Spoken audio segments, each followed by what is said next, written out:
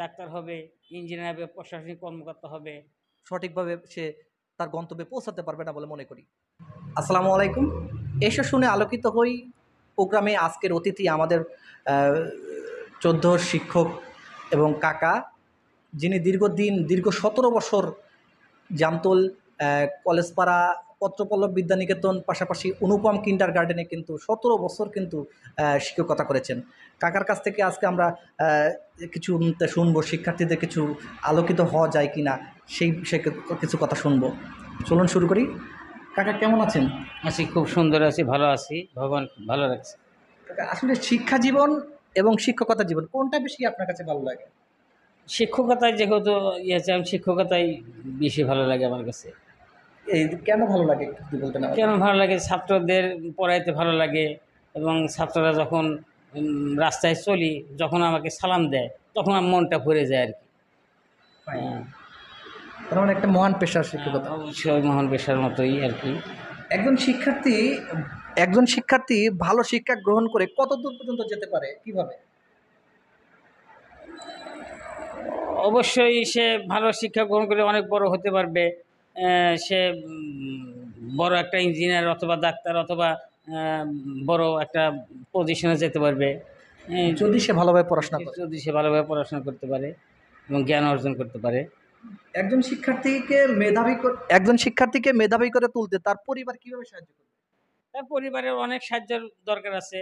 যেমন তাকে সঠিক সময়ে পড়তে বসানো, তাকে সঠিক সময়ে মেনটেন করা, সঠিক সময় মেনটেন করা, কখন পড়তে বসতে হবে, কখন তাকে খেতে দিতে হবে, কখন তাকে ঘোরার সময়, এরকম তাকে তার পরিবারের প্রতি তাকে সম্মান দেখতে হবে আর কি। অর্থাৎ পরিবার তার খোঁজ খবরটা রাখতে হবে। অবশ্যই রাখতে হবে, অবশ্যই।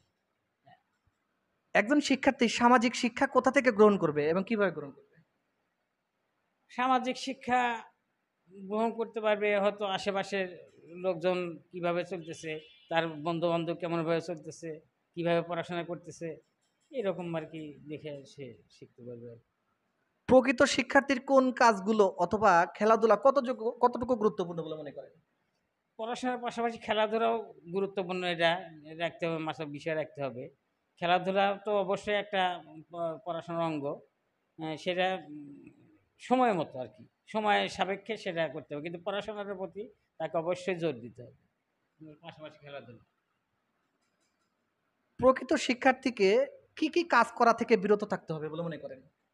প্রকৃত শিক্ষার্থী যারা, তাদের আমার মনে হয় যেটা, সেটা এই যাদের সাথে মিশলে সে খারাপ পথে যেতে পারে।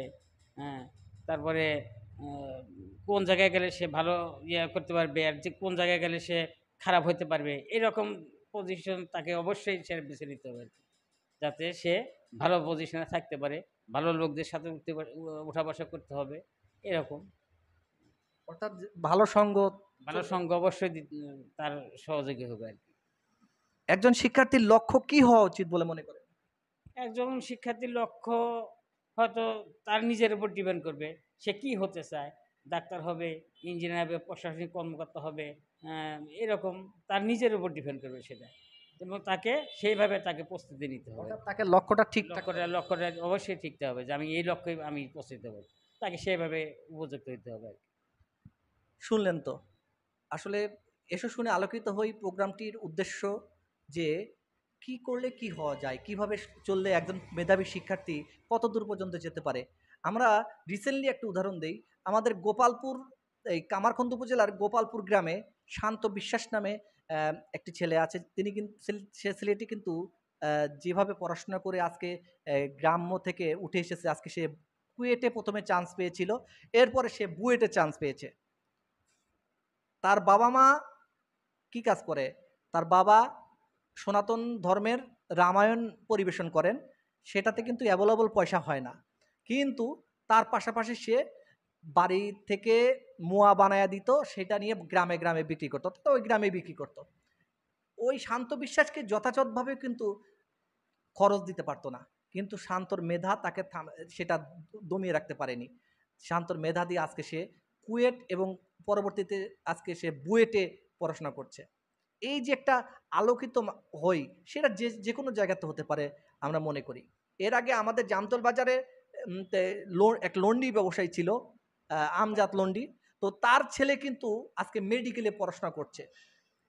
তো আমরা এ থেকে কিন্তু শিক্ষা গ্রহণ করতে পারি যে তোমার যদি লক্ষ্য থাকে যে আমি অমুকটা হব, হ্যাঁ, কিছু কিছু না একেবারেই হবে এইটা বলছি না, কিন্তু তোমাকে তো একটা লক্ষ্য থাকতে হবে। কাজেই এই যে শিক্ষার্থীর একটা প্রকৃত আহ, জ্ঞান, প্রকৃত আহ, একটা উদ্দেশ্য, সেটা যদি না থাকে তাহলে কিন্তু সঠিকভাবে সে তার গন্তব্যে পৌঁছাতে পারবে না বলে মনে করি। ধন্যবাদ কাকা, আজকে আমার এই প্রোগ্রামে অনুষ্ঠান উপস্থিত হওয়ার জন্য। আশা করি ভালো থাকবেন। অবশ্যই, অবশ্যই। আপনিও ভালো থাকবেন। ধন্যবাদ। ধন্যবাদ। আসসালামু আলাইকুম।